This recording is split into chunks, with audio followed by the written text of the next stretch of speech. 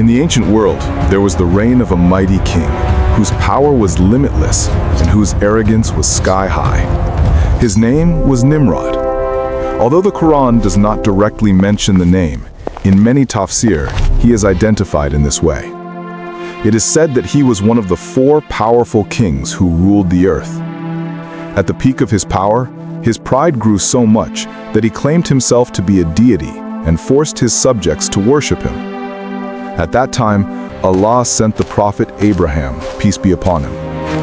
Abraham, peace be upon him, fearlessly came to Nimrod's court and gave the call to one God, saying, "My Lord is the one who gives life and causes death." In reply, Nimrod mocked and said, "I also give life and cause death." He released a prisoner to give life and killed an innocent man to show death. Then Abraham, peace be upon him, said, "Allah brings the sun from the east, you then bring it from the west." Surah Al-Baqarah 2:258. Before this irrefutable argument, Nimrod was silenced, but his arrogance did not allow him to accept the truth. After the defeat, Nimrod became even more arrogant.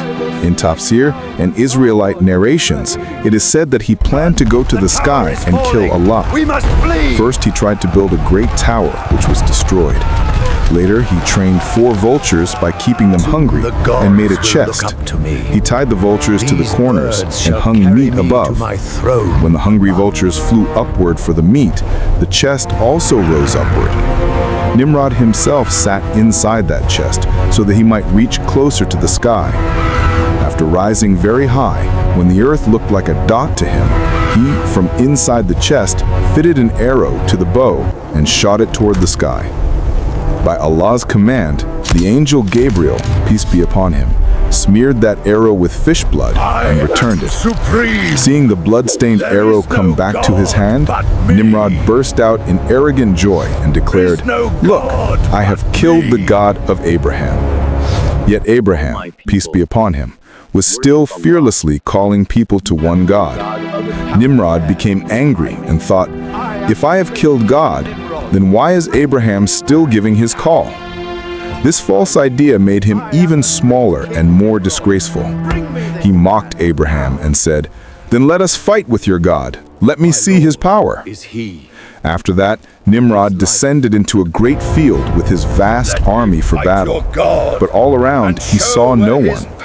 Then Nimrod mocked Abraham, peace be upon him, saying, "Where is your God's army? If he truly exists, then where is his force?" Abraham, peace be upon him, calmly raised his hand toward the sky. In the distance, a black cloud appeared, which slowly came closer and turned into millions of mosquitoes. At first, Nimrod and his soldiers laughed, thinking them trivial, but immediately, by Allah's command, that tiny army rushed upon them. The mosquitoes entered through noses, ears, and mouths and created unbearable torment. The soldiers, frantic in pain, began killing each other. In a short time, Nimrod's mighty army was destroyed by Allah's smallest army. Seeing the destruction of his vast force, Nimrod in terror fled the battlefield and took refuge in his fortified palace. But he could not escape Allah's judgment. A weak mosquito, by Allah's command, entered through his nose into his brain. That mosquito began to sting inside his head, and Nimrod became mad with unbearable pain. He discovered that if his head was struck with something, he felt temporary relief. So he appointed a servant whose job was to strike his head constantly with a shoe or similar object. After many years of suffering this humiliating torment, one day, by such a blow, his head split open and his arrogant life ended in a tragic conclusion. In the Quran, only the part of Nimrod's debate with Abraham, peace be upon him, is directly mentioned. Surah Al-Baqarah 2:258.